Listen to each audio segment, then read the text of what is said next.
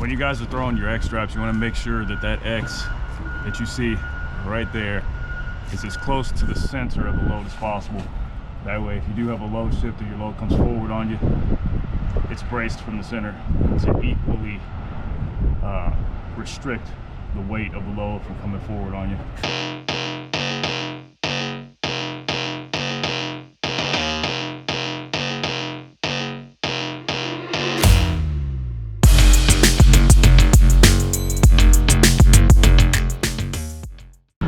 What's up, guys? Aerodite Trucker with another video.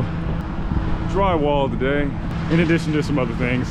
Kind of picking this video up after I've already gotten my load. I'm already at the consignee for the next day. As you can see, it's snowing. We're in Tonawanda, New York. I never heard of this place before yesterday, but it's somewhere up near Buffalo.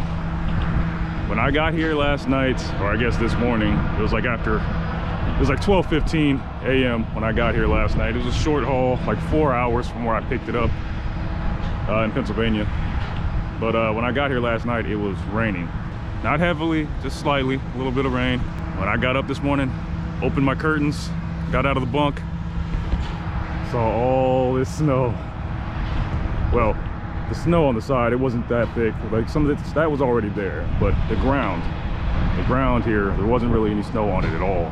So the temperature dropped quite a bit overnight, and it's been coming down ever since. I think it's about 23 degrees. Don't feel too cold right now, but I got all kinds of layers on. But we're gonna go ahead and get this untarped. My clock won't start for a little while, so we're gonna be sitting after we get unloaded. My appointment's at 8 a.m., which is a little bit after 8 right now. But we're gonna go ahead and get untarped, and then we're gonna just sit and relax before our next load that I'm gonna show you guys what we got going on for that one. Let's go ahead and get started.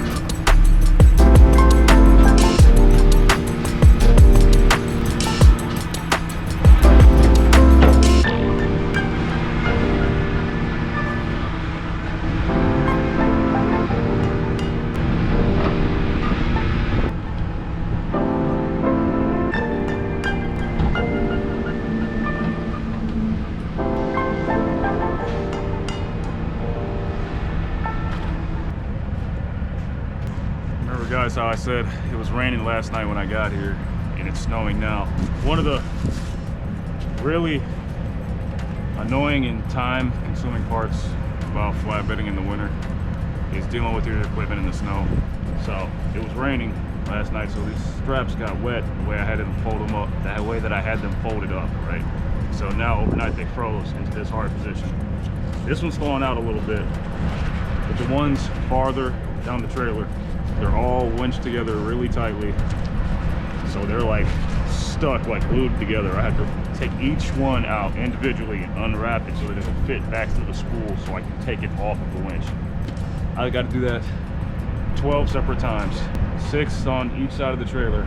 And don't even get me started on what it's going to be like trying to fold these tarps up after I'm done with that.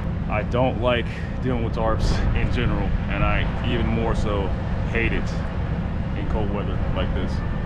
You guys will see what I'm talking about.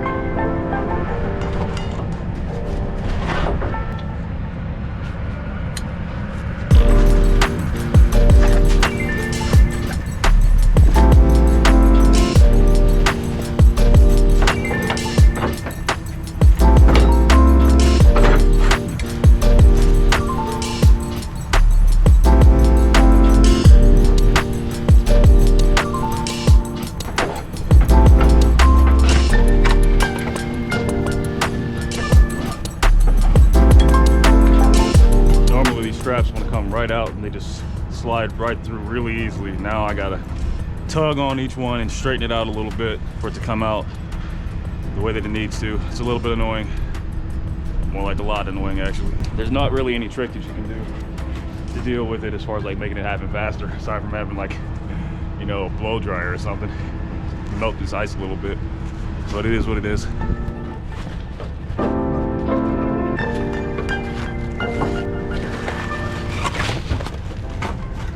And another thing to do as far as safety is concerned, when you've gone to a place that snowed like this, and if it's been like a little rainy or icy, like it was with this one, when you're taking your straps down, make sure you're looking up as you're pulling the strap down. Have your safety glasses on, of course, just in case there's any like ice sheets on top of your load.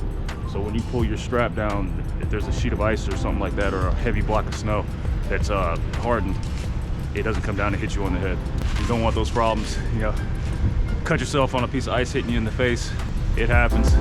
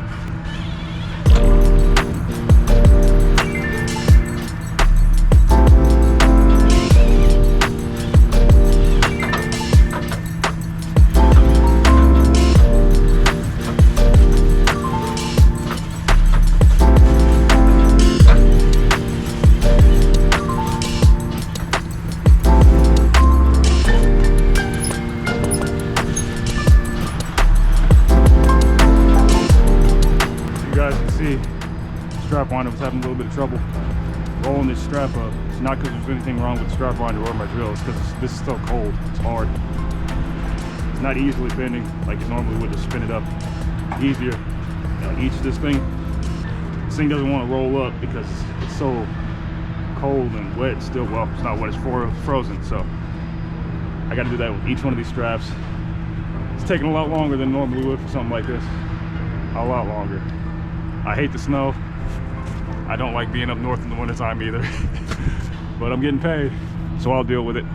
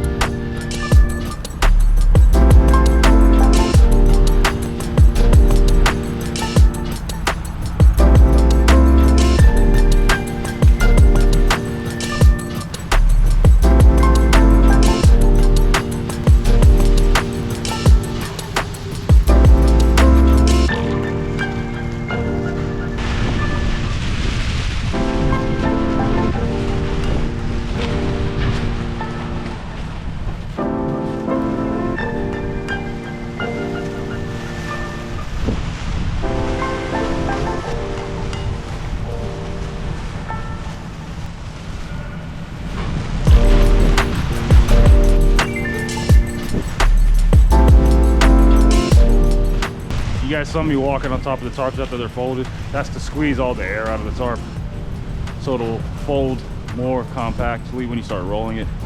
Also, it'll keep the wind from getting underneath the tarp and blowing your tarp back open. Like you saw earlier, the wind got underneath it when I first had it spread out, and the wind's kicking up pretty good here, so add that to the list of things I don't like about the winter. Although I suppose the wind can happen any season. But when you're dealing with snow, ice, cold temperatures, you know, the less hazards there are for you to walk around in, the better. So I got to worry about slipping, falling on the ice, freezing my hands, and getting hit with snow coming off top of the tarp. Add that to the list of things, but no injuries so far. To keep it that way, get this rolled up and get this load off the trailer so we can get out of here.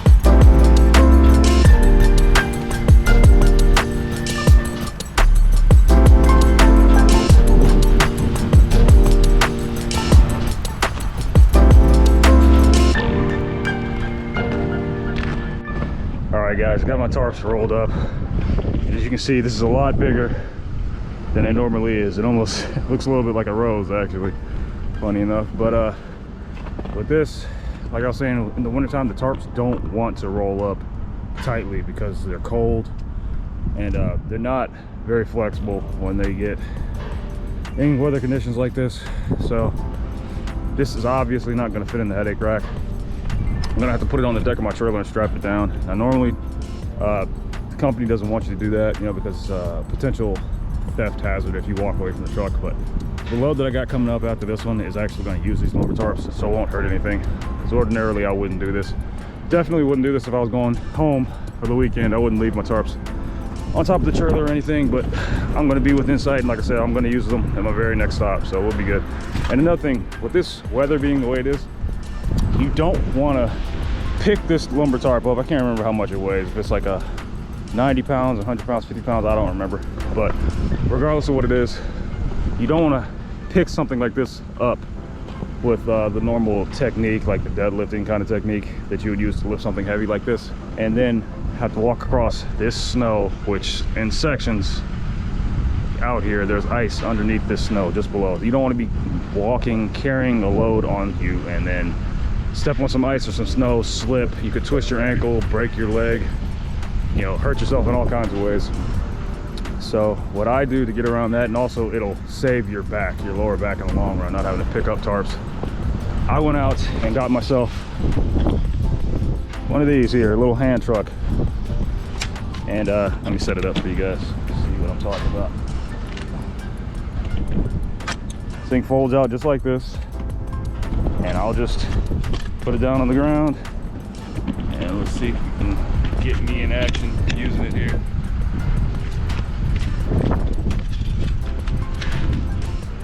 Just like that, and off we go. No carrying the tarp. You don't have to worry about falling. All you got to do is pull that thing behind you. Like I said, saves your lower back over time. And if it's hot, you know, you don't have to worry about overheating more doing that too. So I'm gonna go ahead and wheel my tarps back to the trailer here, and I highly advise any driver out there that deals with tarps to invest in a little hand truck to carry your tarps. There's no point being Hercules out here picking your tarps up, carrying them on your shoulder. You don't have to. And for darn sure, don't do it when you have to walk in some snowy, icy, slick conditions like this right now, because it's very, very easy to fall out here and hurt yourself when you got ice just underneath the snow. It could be bad. It could be really bad. So let's go ahead and get this out of here.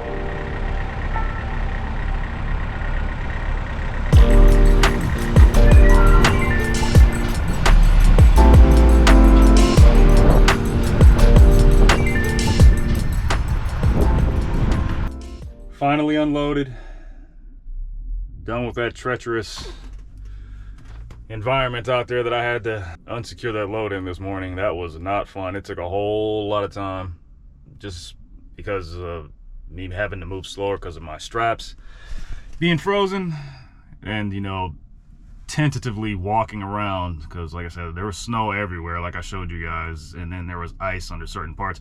I'm telling you, man, it sucked. It sucked trying to pull that tarp off of that load. I mean, the load was high. It's high stacked tiers of drywall, but with the tarps being heavier because it's colder, you know how you have to plant your feet.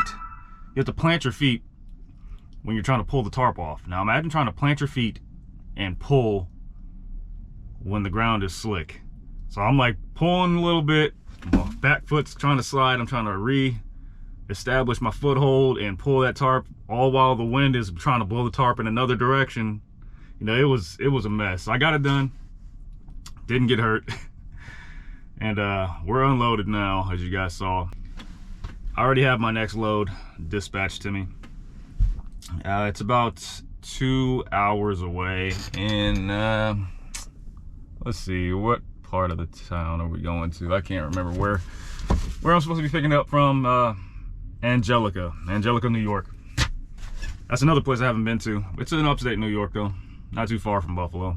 But I'm excited about this one because today's Thursday, and we're picking this load up and we're taking it home, and it delivers on Monday. So I'll be home tomorrow. I won't have enough time to get home today, like on a Thursday. It will be nice, but the load is 2 hours away, kind of like southeast of where I am, and I need to be traveling southwest to go home. So it's 2 hours to go pick the load up, and then from there it's like 10.5 to 11 hours to get home. So, you know, 11 hours in a driving day, not gonna make it, but that's fine. I'll be able to knock out the majority of the driving for this load today, and I would like to be able to get home tomorrow before noon. We'll see if I can make that happen.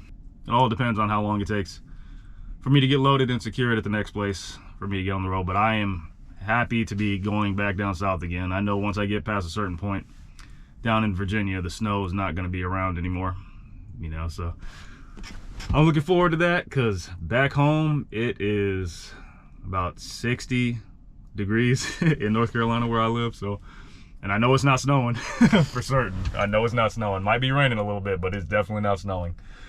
So we'll get there, and then we're delivering this load in Georgia, and I know for sure there's absolutely no snow down there, and there won't be any snow waiting for me on Monday. So we'll be back in a good region without any of the hazards, the road hazards to deal with.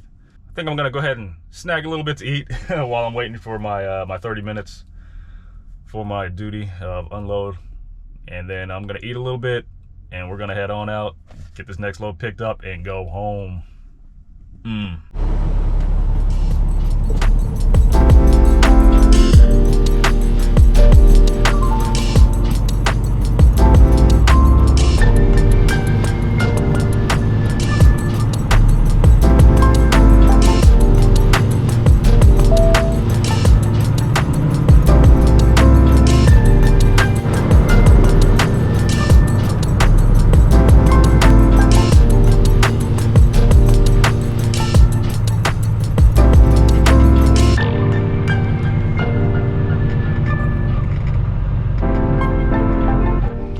Alright guys, we made it to here, to Angelica, New York. No problem. Short 2 hour drive to get here.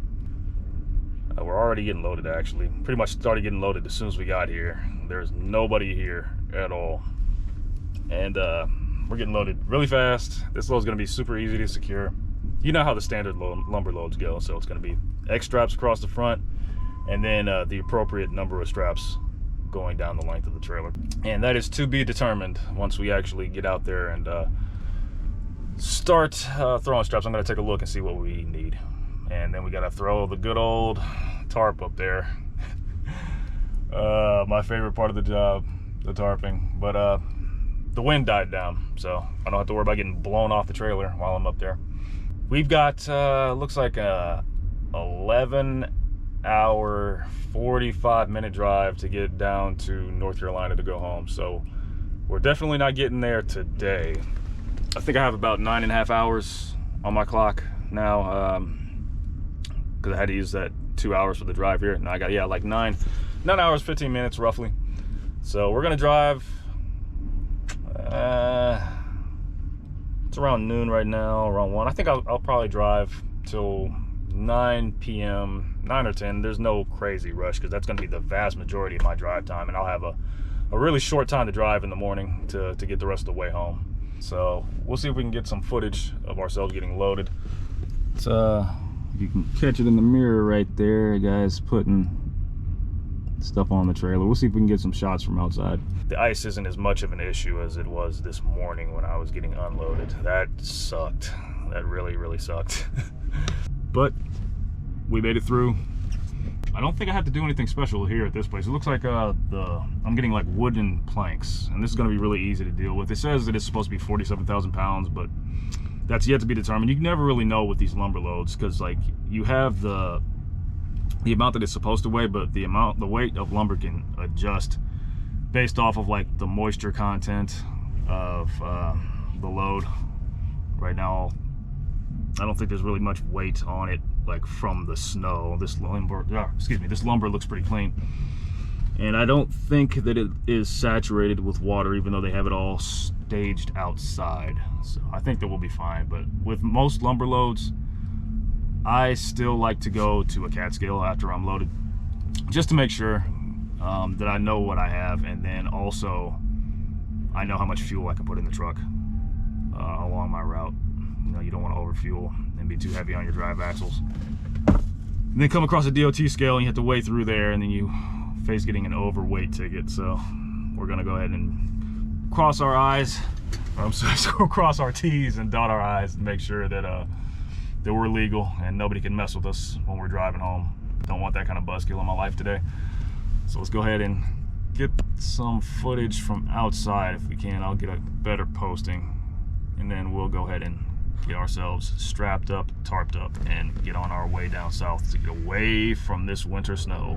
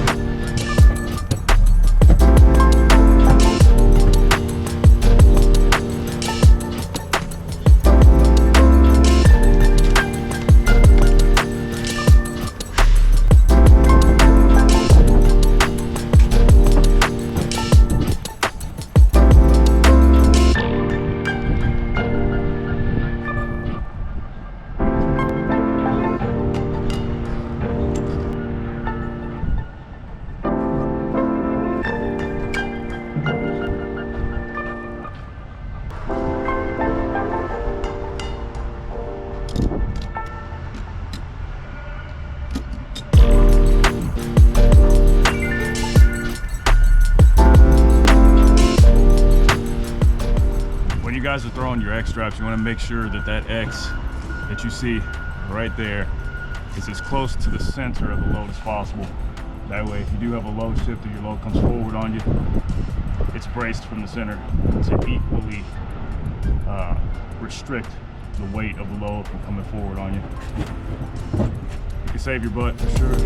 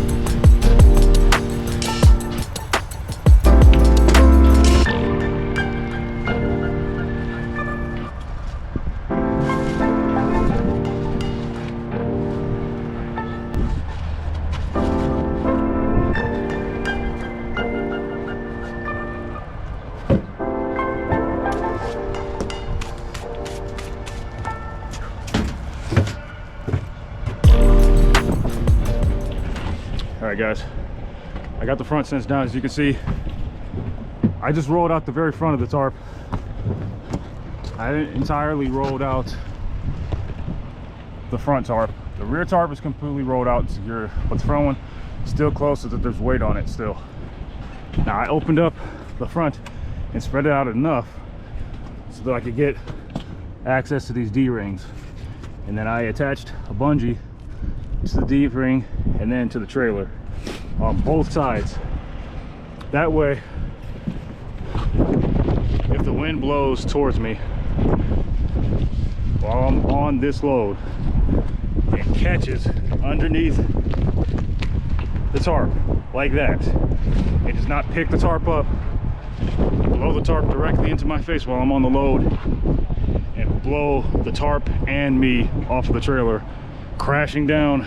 I don't know, what is this, like from where I'm standing up there, it'll be about 12 feet to the ground. I don't ever want that to happen to me.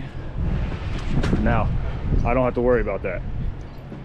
Now I'm going to cinch the back down as well once I get back there, but at least now I don't have to worry about this tarp ending my life today. I don't want those problems.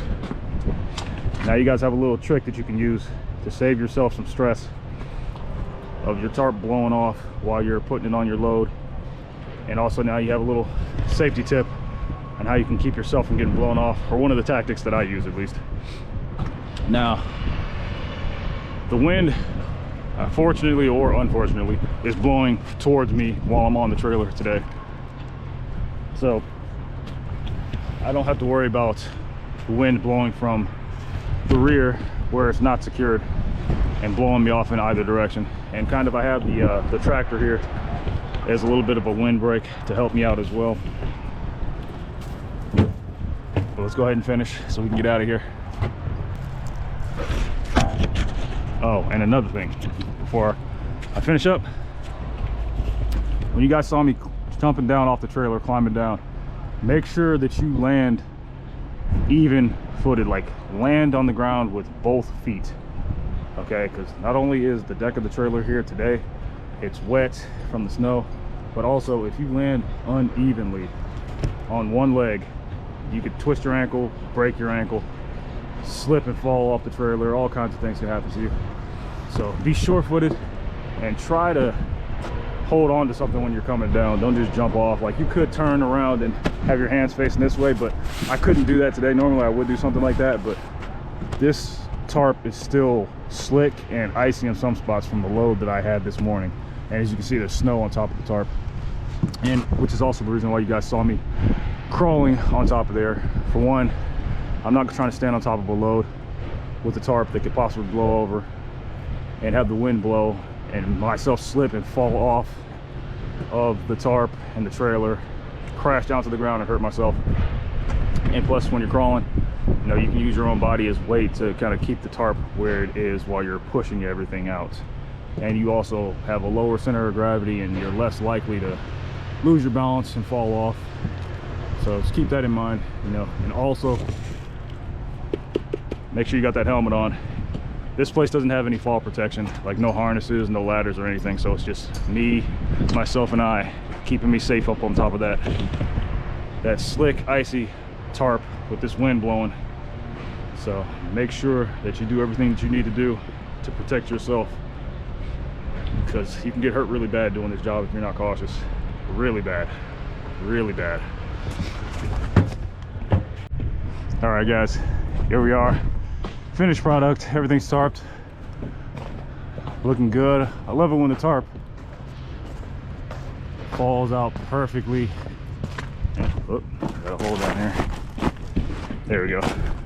When everything's down, it's cinched down, it looks very aerodynamic. And of course, ooh, almost bit it on the ice right there. Still dangerous out here. But yeah, of course you put the rear tarp down first. Brendan, Jesus Christ.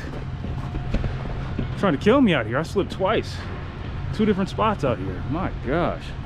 But that's what I'm saying, guys. You got to be careful. So what I was saying earlier, you know, make sure that you're sure-footed, not just getting off the trailer, but when you're just walking around. Because look at this. It looks like just regular snow. Some of it is hardened and there's probably like black ice underneath some of these patches here, but it's dangerous, man. It can be very dangerous. But as I was saying, for anybody who's not experienced with tarping, or you're new to flatbedding, or you're thinking about flatbedding, you want to put your rear tarp down first, and then your front tarp over top of that one. That way you're aerodynamic, so the wind is blowing right across or right over the top of your trailer. Because if you put the rear tarp on last and it's overlapping the front tarp, then the wind is going to catch underneath your tarp and blow it off of your load, or it's going to look like you're pulling a parachute behind you when you're driving down the road. But I'm about to pull off here, doing what I normally do. You want to check, make sure that all your marker lights doing what they're supposed to do, your turn signals, and of course your headlights, because we're going to be doing a little bit of night driving to get to where we need to park for the evening. But other than that, man, we're about to make our way home down south to North Carolina. We've got an 11-hour, 45-minute trip ahead of us. So we're gonna drive for a while today and tonight, cut it off, and then finish it off tomorrow. Go home, deliver this load bright and early Monday morning. We'll be in Georgia. To be continued, guys. In 400 feet, turn left on Foster Avenue.